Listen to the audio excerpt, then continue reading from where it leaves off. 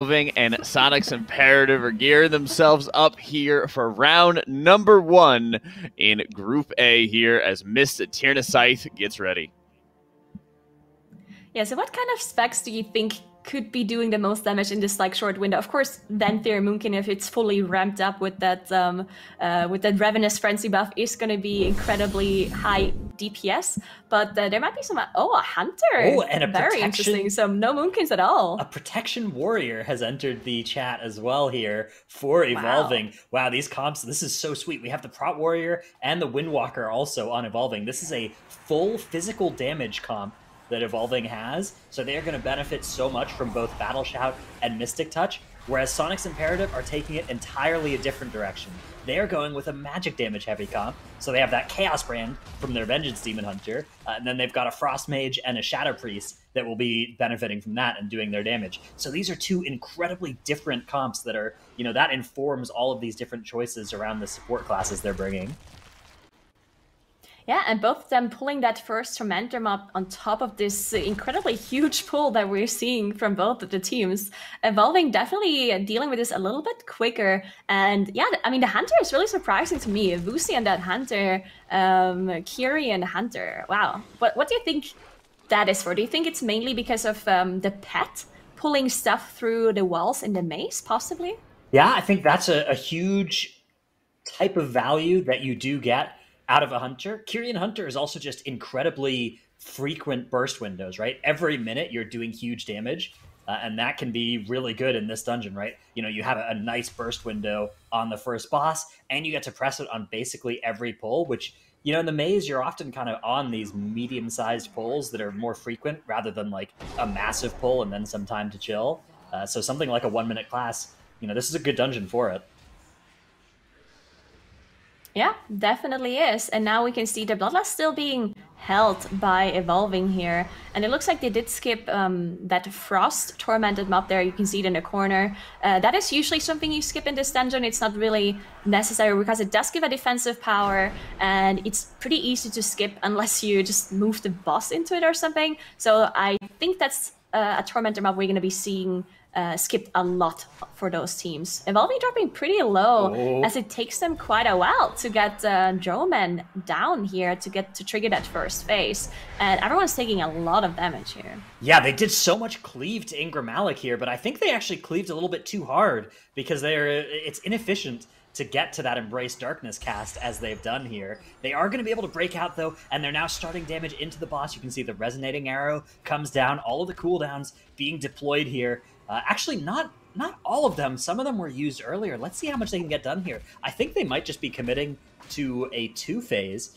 Ingram Malik 40% and falling, but that's going to be the end of the damage buff. And at 35% as it casts the Soul Shackle, there's no way they have the damage to deal 35%. And they are going to have to swap back on to the tree.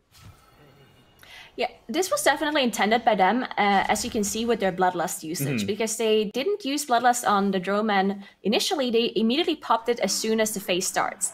If you intend to one-phase the boss, there would be no reason to hold on to the Bloodlust, because otherwise you would just be wasting a lot of the uptime on it. So therefore, they definitely intended on doing a 2-phase here, while Soniqs Imperative, on their side, they did pop their Bloodlust quite a bit earlier onto the Droman, and then it lasted into the Ingra phase. So different choices here for both of the teams, but both of them needing to get the Droman down twice, because that boss has a lot of HP. Another cool Covenant choice, actually, that Soniqs Imperative have got going on here. They have the Necrolord Shadow Priest, which has been something that's been rising in popularity ever since you got access to those bottom traits of the Soulbind trees, because there are some really nice ones for those Necrolord Shadow Priests at the bottom of the Bonesmith tree. And Kilosh is even using the Necrolord Legendary here as well, which makes it so that he gets a Cleric every time he's casting his Unholy Nova, and it sort of ramps up, and even more so in AoE, so that is pretty cool. Yeah, definitely. We also see, of course, Dwarfs being picked a lot, except the tanks, they both are Night Fae, which is interesting to note. There might be some skipping going on with that Shadow Melt from the Warrior, because of course Demon Hunters cannot be dwarves, so it makes sense for them to be Night Elves. But for the Prot Warrior, he could be a dwarf, but he chose to be Night Elf instead. So maybe we're going to see something that is being pulled to the side while everyone just walks past, and then the Warrior might leap and use Shadow Melt after. We'll see if something like that is going to happen, as we now see Executioner being pulled on top of some trash here for evolving, and they're now going to get into that maze phase. Soniqs Imperative not that far behind, but they lost a little bit of time on that first trash pull, I think mainly. That was the biggest difference, I think, in speed, while the boss was pretty similar timing. Yeah, Soniqs Imperative, however, have found a way to get some trash through the wall. Actually, they have found a way to get 2 trash packs through 2 different walls here. So they are getting a massive infusion of count here that should help them catch up on that front. But they still have more of the maze ahead of them than Evolving. So yeah, I would give Evolving something like 30 seconds, maybe at this point, of an advantage. So not insurmountable, but they're definitely in the driver's seat right now. What is Soniqs Imperative using to actually pull the trash through the walls? Do you... Maybe mages are not using elemental, right? So I don't think they are. Yeah, you can. So Powerhouse is using Lonely Winter, so he can't summon his water elemental. Maybe they're using like a Shadow Fiend from. Yeah, that's possible, I guess. Yeah, I'm not sure. Not sure exactly what the tech is. They had 2 different packs coming from 2 different directions as well. Although I know that there are some that you can pull by just like getting up against the wall and then using a ranged ability on them. Yeah, for some that works. Interesting, something that I didn't really think about at all is that Evolving has no mage. Not a fire mage, not a frost mage, which is something that we haven't seen in forever, it seems like. So like one of the first times we don't actually see any mage spec represented here in their comp.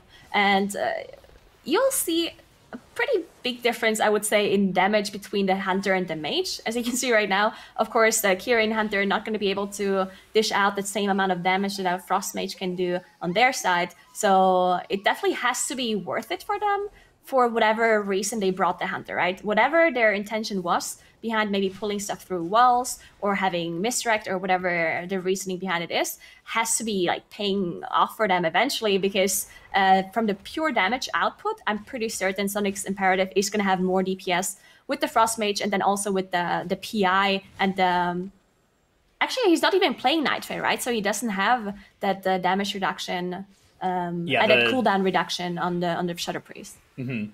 Which the Fey Guardians is really strong for specs that love their cooldown to be shortened, like Fire Mages.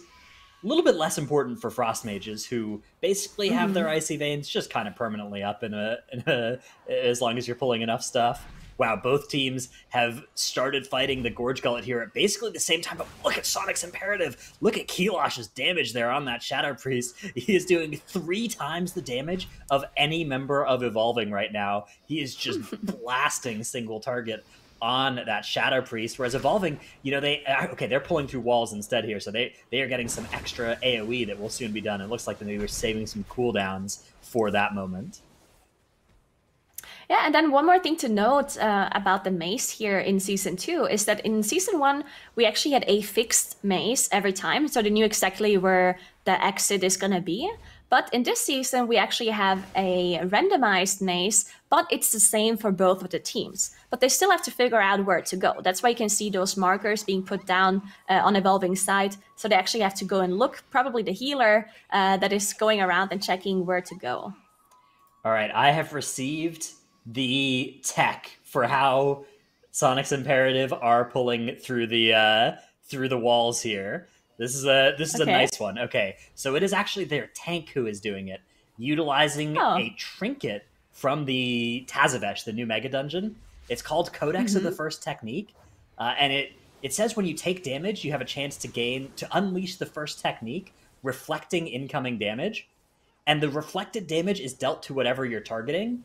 So once this procs, you can target something through a wall, and it will then deal the damage to them and pull them through the wall for you. Wow, okay, that is incredibly creative. I like it. Coming up with the new tech here on Soniqs Imperative side. Unfortunately, though, it does... Oh, Evolving having a death here on the Windwalker. They do have a Battle Rest available, but they don't really have a Battle Rest class, so they would have to go and get that Engineering Rest back up. They're all Raging as well. Of course, we do have Raging in this dungeon here, so you can see the tank just running around, trying to kite it out and finish this off so it can get the rest on the Windwalker. They're immediately pulling Mistcaller too, so at this point, somebody has to get... There we go, their Holy Paladin is getting that rest off immediately after he's popping that Ashen Hallow to make sure they get a lot of damage on this Tyrannical boss. Mistcaller is also a boss that takes quite a long time on Tyrannical because of all of those intermission phases as well. Yeah, I wonder if either of these teams... I don't think there's a way that they'll have the burst to push from 10 to 0 without getting a cast on this 21 Tyrannical level without those kind of like huge burst single target things. That's something that like a Night Fae Moonkin can convoke and do a lot of damage in that kind of situation. But without access to that kind of burst damage, I think that we are going to be seeing all 3 intermission phases here. And Soniqs Imperative are entering their intermission and exiting it a little bit ahead of where Evolving are at. But it's worth noting Evolving are sitting here with 14% extra count, which is just massive advantage as we get to the end of the dungeon. Yeah, that's a crazy amount of trash to have before you even get down to that last area. That is, I think we've never seen teams do that at a high percentage. I think that has a lot to do with them just pulling a lot of the trash through the walls as well. So they can skip quite a lot in that last area, and we'll see what they decide to skip, because that last trash area has a lot of trash that is not that difficult to deal with. The only problem you have is that those staghorns that are there, they cast so many dangerous spells that you want to interrupt. They have heals and they have shields that you want to get rid of, and therefore usually we don't see incredibly big pulls there. So maybe that's gonna make it a lot quicker for Evolving there, not having to split up their pulls a lot because they only need the 20%. Yeah, I think that means that Evolving probably just need like one big pull, and they're going to be all set here. Possibly. Whereas, you know, Soniqs Imperative to earn 34% in one pull is probably outside their realm of possibility. Maybe they can do like a big pull and then a medium-sized pull into the boss or something. But, I mean, that is extremely sketch when you have left Sagadon alive and your tank is taking extra physical damage and you're all slowed. Because you've left Ouro's Coldheart alive as well, and both teams are in that situation, right? Both of those tormented mini-bosses are still alive, and they likely won't be killing Sagadon, who's down at the bottom of the maze here after. Yeah, I'm pretty certain both of those teams are going to be leaving that one up. The slow on the last boss, not really a huge deal, as you can dodge everything still pretty easily, except the Mind Link might be a little bit annoying, but all of them actually have something to get rid of it, like a disengage or a shadow step or something like that. Now, their Holy Paladin on Evolving actually going completely out of mana, interestingly enough, something that we rarely ever see for Holy Paladins, but no problem as the boss is going down now. Equally, actually at the same time for both of those teams. Now, the only difference is that trash percentage, of course, which means quite a lot if Evolving has to do one less pull. So we're going to see what they do once they jump down here. Yeah, here they go, landing in the water. Is anybody going to activate the res point? Of course not. No, there's no way they need that. They are going to go right around. Oh, and Glix from Soniqs Imperative is just going to fly in as well and get a huge pull going here. Evolving are shrouding instead. They have less count that they need, so they don't need to go and get all that stuff from the right. And you can see now they are going to grab these 3 packs, which I think add up to about 18%. I'm not 100% sure on how much this will be worth, though. Let's see. We'll have to test the math here when we see how much the number goes up. Yeah, and the last percentage that they need, that's just, they can just pull some Reavers or something on top of the boss, because previously, in the previous season, they didn't actually want to get to 100% while the boss was being killed, because he didn't want to spawn that last Pride mob. But that is not an issue they have to worry about anymore. So they can easily just pull something on top of the boss and just cleave it down very efficiently, maybe even gain some damage from having multiple targets around onto the boss as well. So very nice. As you can see, yeah, exactly 80% as you mentioned, so 2% less. Good job, Dratnos. No big deal, no big deal. They are into that boss. There's the Bloodlust. Evolving are getting started here, and they do need to find that 2%, but like you're saying, yeah, it's probably just going to be that pack over on the right-hand side of the boss room. The question is just going to be, when are they going to do it? It will be slow if they choose to do it after the boss, but not game-losingly slow at this point. I think they've built up enough of an advantage that they should still be able to win, even if they don't even fight it with the boss here, because you can see Soniqs Imperative are still just catching up on that trash, whereas Tradova is already almost at half health here for Evolving. There are 5 seconds of death differential to account for here, but those aren't going to make up this gap. This is going to be, 30 seconds to a minute in favor of Evolving, unless something goes wrong here. I really like this strategy here by Evolving. Now, Tradova is a boss where we've seen before, you kind of just FFA your positioning and you make sure you don't walk too far with the green swirlies to make sure you're not going to assassinate somebody else. But they have 4 melee players here, and they decided to just go with a buddy system here. We see Shella stacking with the tank and Soda stacking with the healer there in the back, and they're just going clockwise basically to make sure that none of those swirlies is going to be hitting anyone else. I really like that, just to make sure that nothing, nothing bad is going to happen with that ability there. Yeah, that sort of ability with the slow aura is so scary if you do kind of have everybody loosely clumped but not exactly stacked. And so exactly stacking is a really, really great adaptation from them. As we start getting to these later casts in the fight, that's where they're going to want to start looking to use movement abilities if they end up getting in trouble there. As you can see, basically if any of those swirlies hit you on a plus 21 Tyrannical, you're going to die, right? It is a huge amount of damage that those things do if they land directly on you. So they really need to make sure that they can avoid them. Yeah, and Soniqs Imperative now, they're also up to 100% trash and they're fighting the boss, but it's just going to be too little too late. They lost too much time in this first trash pull. The Paladin Evolving actually dropping incredibly low and having some issues there as they just popped Lay on Hands as well to make sure they can stay alive. Tradova is about to go down though, so they should be fine as they're also getting that last percent right after. They don't have that trash anywhere here, right? So they're actually going to have to do it afterwards, which doesn't seem incredibly efficient, but maybe they decided not to pull just because they were dropping so low. They actually had some issues at the very end there. Yeah, that's a scary boss with Sagadon active because the little fixating ads cause so much damage here, but the larva is going to be enough to do it for Evolving. They don't need any of the big mobs, so it is only going to take them 10 seconds, and 5 seconds after they finish that, they are locked in as having the fastest time here. They will take game 1 over Soniqs Imperative in an incredibly close game. Yeah, Evolving just from the very beginning of this Mists run, they just seemed to have the momentum with them as they took on that Incinerator pack, all the other mobs around with them. They do take that victory here in Mists, Tettles. Yeah, and I think it honestly came off the back of that Hunter from Evolving, being able to pull all of those mobs through the maze just with so much higher frequency instead of using that trinket that Imperative had on Glix. I think it just ended up becoming a lot faster for Evolving.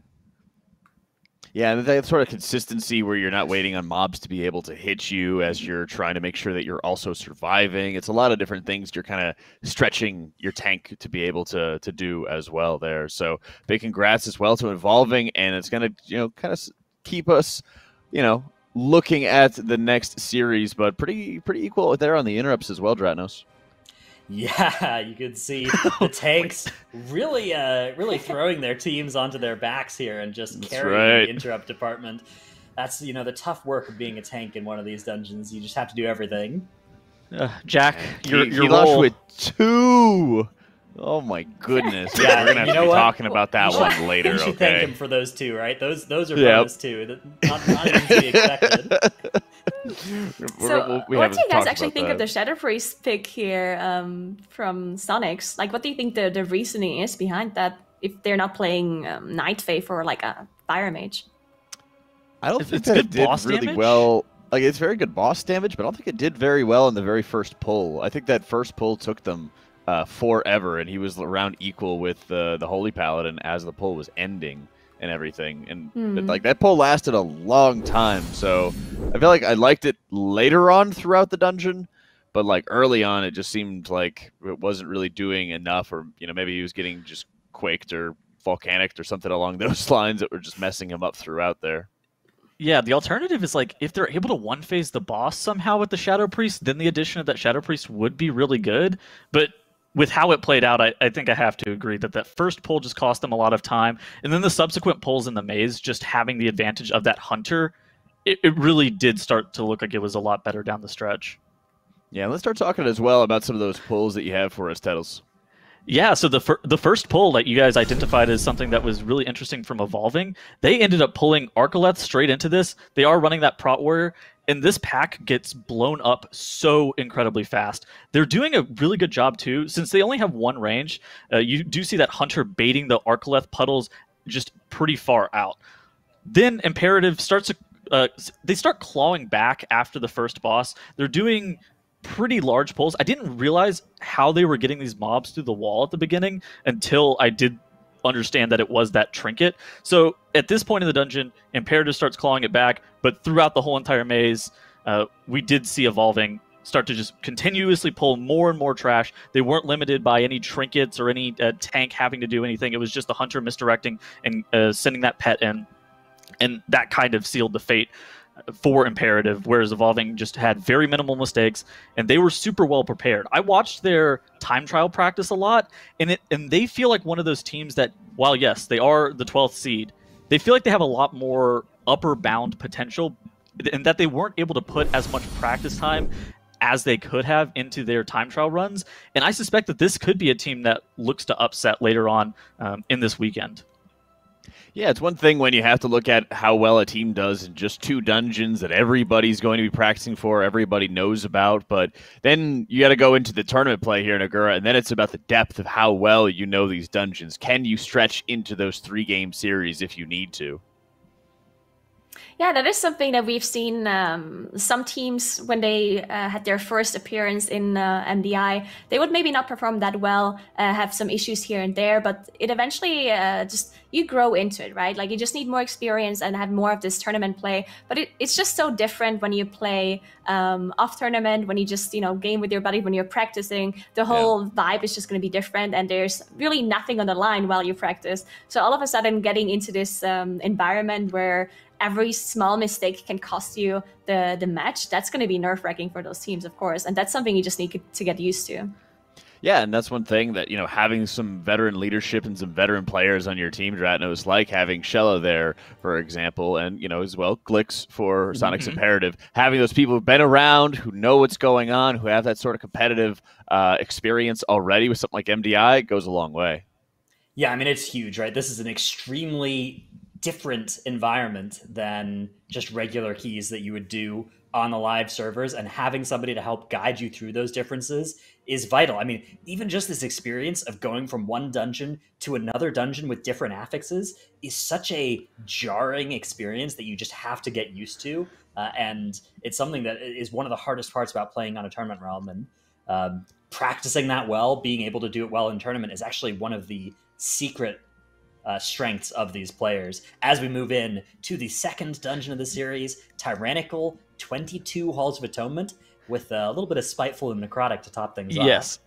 Do we expect to see Guardian Druids in this Halls? Because they still have that Ursoc's Fury Remembered legendary that goes through Necrotic, and it is also a Halls of Atonement, which it's a good dungeon for bear pulls. Yes, absolutely.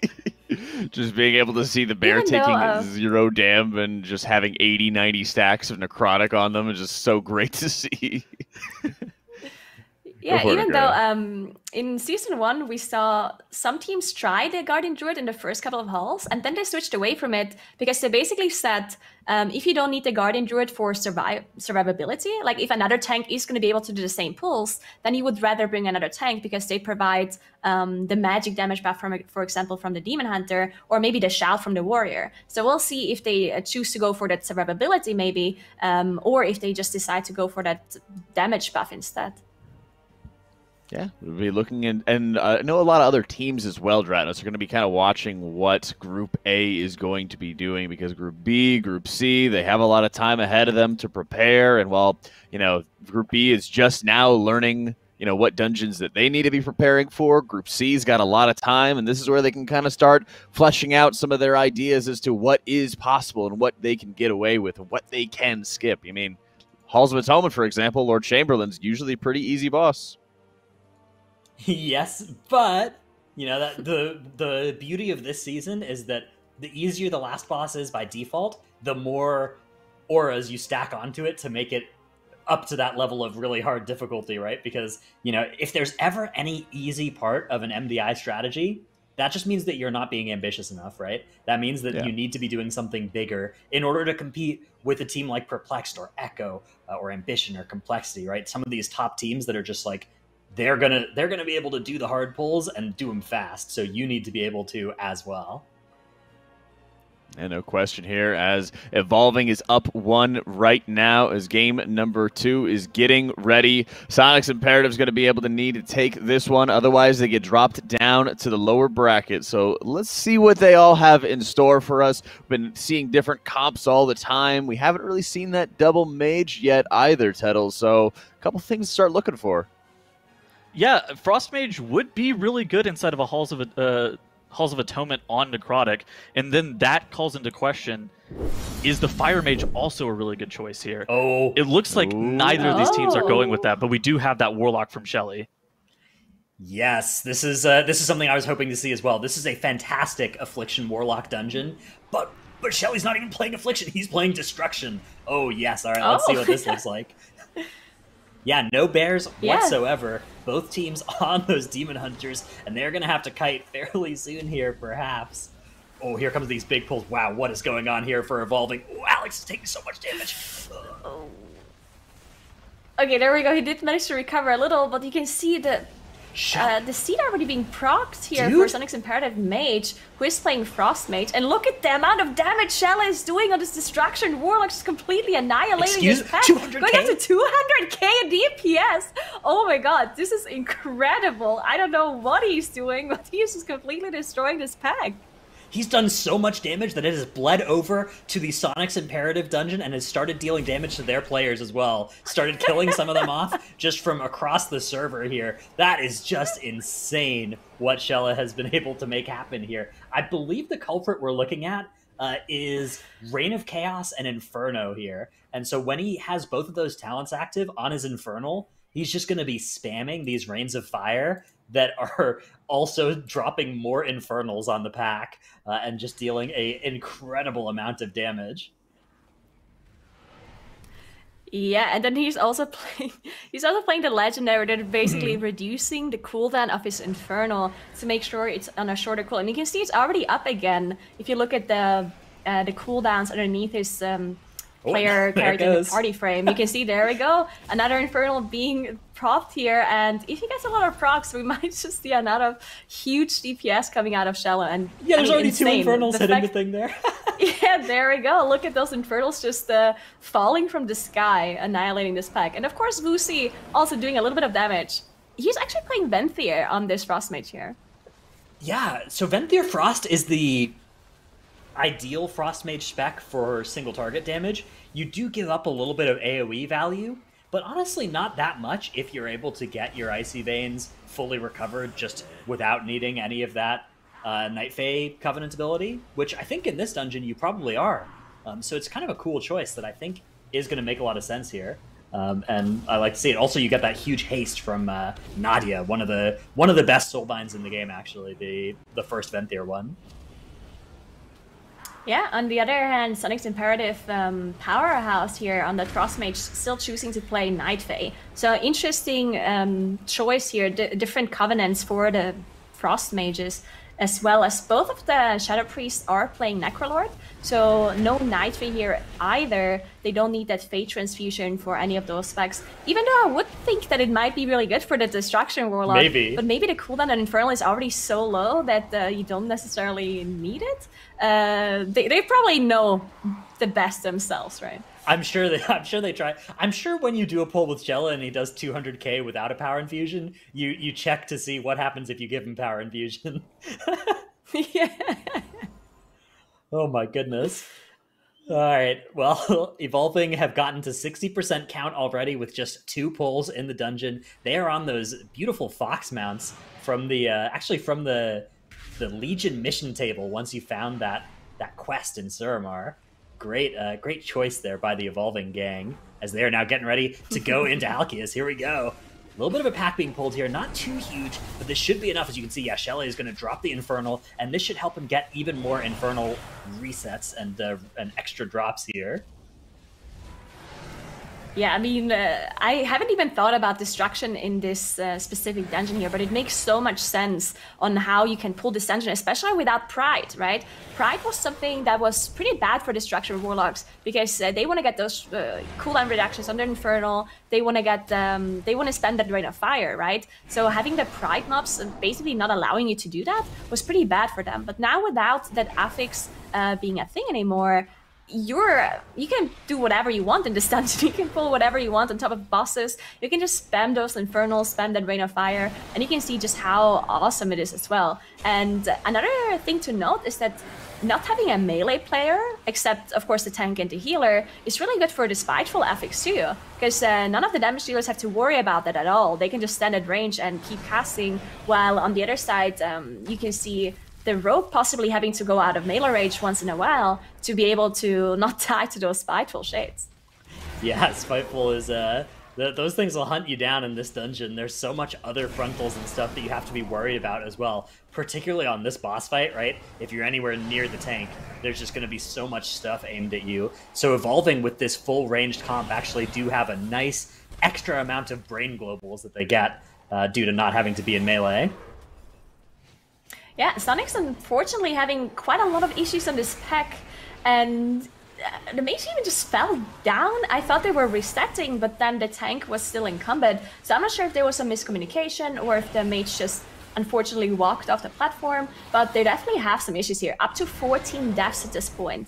And this is usually the problem with these kind of wipes where you keep respawning, you run back in, and you die again. As soon as a pull falls apart like that, and the respawn point is really close, you're inclined to want to like keep going. You don't want to reset because you feel like, oh, we already used so many cooldowns, we don't want to reset the pull. But then sometimes it's actually just, you know, ramping up those deaths because you can't recover the pull with people constantly going down, and then they just keep dying over and over, up to 14 deaths at this point with a 70-second penalty, unfortunately.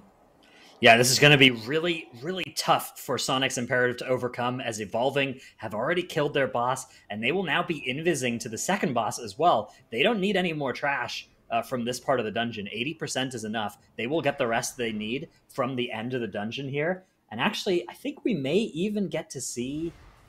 oh, no, okay, no, we won't. Yeah, so we're going into the second boss.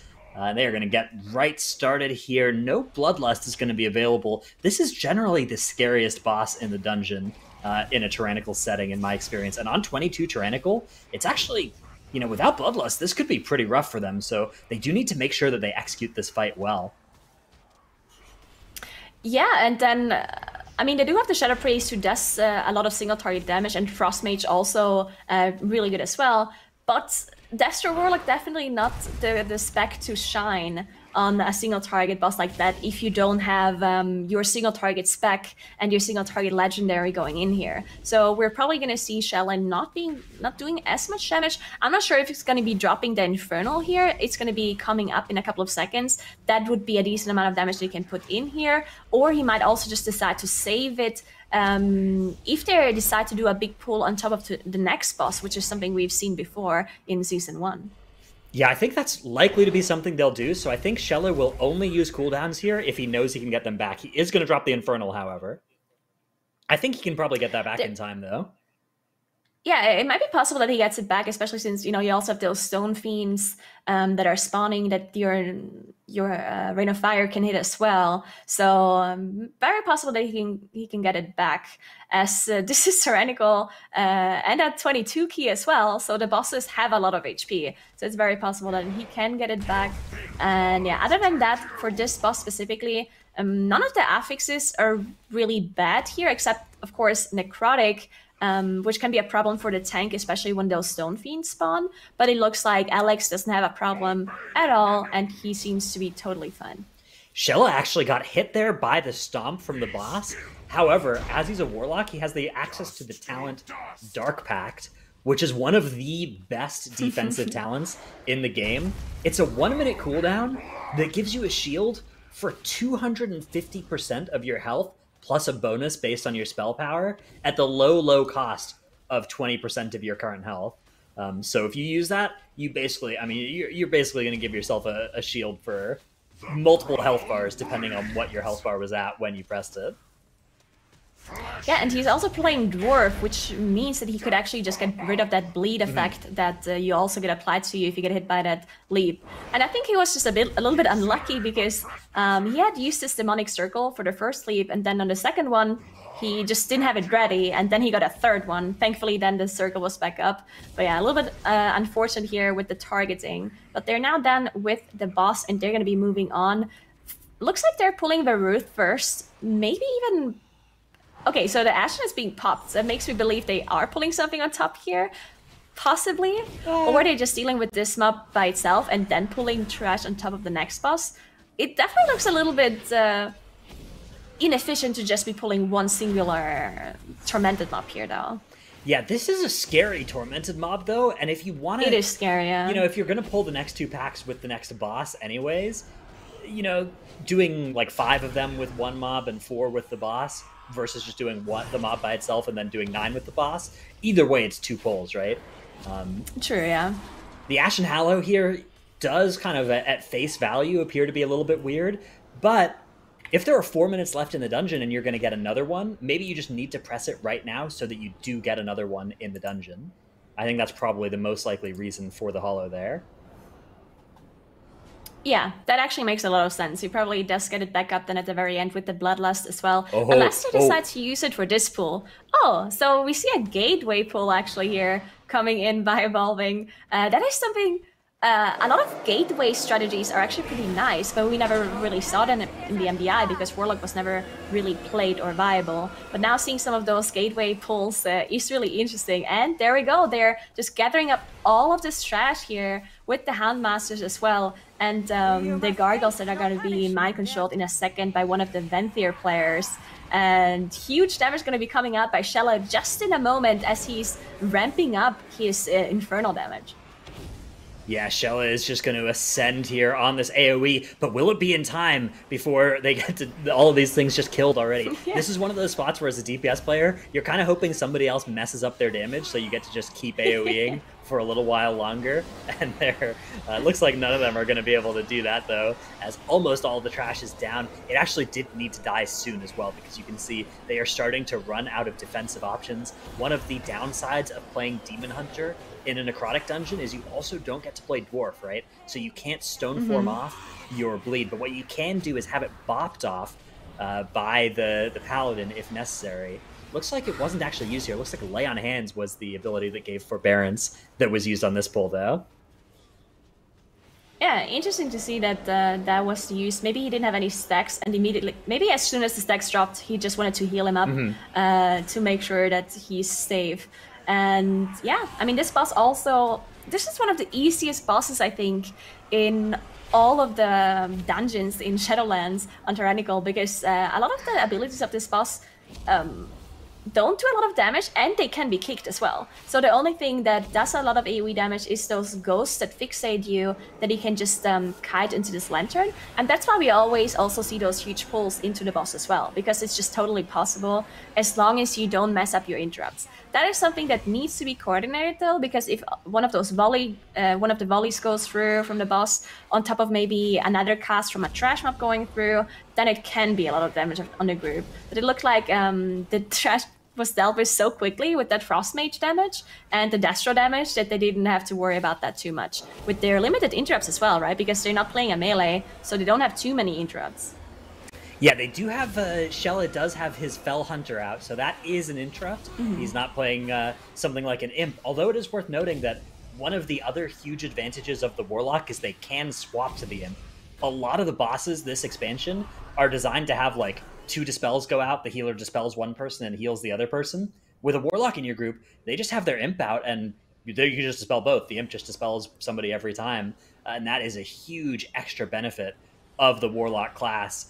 We don't see it getting too much value in this dungeon, but it is a nice extra bonus that it brings as they are now moving in towards the mini-boss. It looks like they're going to bring a Stoneborn here, they need to wait a little bit before it stops evading after it snaps. As of course this expansion, when mobs snap, they do like to evade for a little while afterwards. But once that's done, they're able to pull directly into the mini-boss, and let's see if they can kill this thing before its next cast. It is tyrannical, so it's definitely a possibility.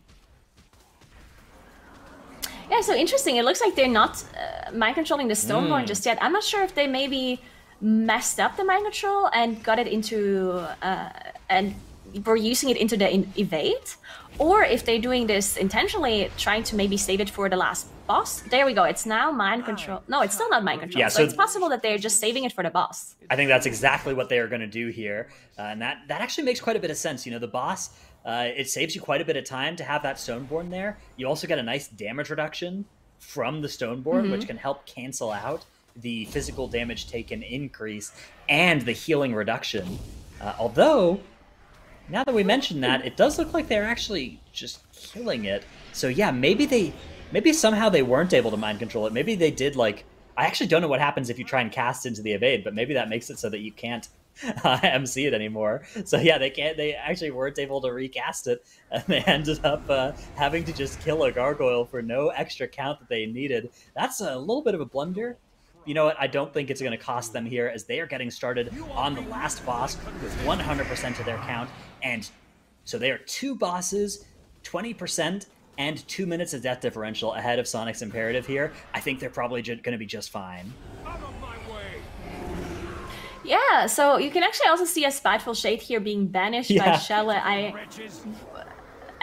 I'm thinking if there's the grip. That grip actually almost killed Shelle as he used his circle to get out of it, but Soda didn't really believe in the circle, so he just gripped him almost back into that frontal. But thankfully it did go well. But yeah, I'm wondering if there's any sort of gain to actually banish this mob, but I can't really think of anything, because once the mob is immune, you can't really have any dots on the mob that could maybe help you out. You can also just not cast anything in it. So yeah, I wonder if there's anything. But now they're popping that Bloodlust, and the Ashen is being popped, and all of the cooldowns are coming out. So this boss is going to be melting now. Yeah, they are going to deal so much damage here. Even on 22 Tyrannical, they are probably just going to go... actually, okay, you know what? They still have another 10% or so to go before they get to the next Ritual of Pain. Oh yeah, here it comes. All right. Yeah, so that ritual, maybe the Bloodlust was a little bit delayed because of that as well. So I guess a easier time healing that AoE damage, because you can also see his again, now with the 9.1 changes for Holy Paladin, actually having some mana issues here on this tyrannical boss. But they got the last ritual out, so they should be okay now, even without that mana on the Paladin. 13% left to go at this point, and you can see they're struggling a little bit with that boss CPS because of the comp that they're running, but it's not too bad at all. And you can see 17 minutes clear for a 22 Tyrannical, and bringing the Destro roll. Like, I'm really impressed by Evolving's performance here. Really clean, 0 deaths as well. And with that, they're gonna... Good? We'll say it in unison, okay? Evolving takes the win, 2-0 in the series over Soniqs Imperative, and not only were we surprised by the tank pick, but man, we were talking about AF Warlock and spending all this time talking about that, and then Shelle just does the unexpected and brings out Destro to do just obscene levels of damage. They're taking Game 2 this series and moving on into that upper bracket, and unfortunately, it's going to knock my good friends here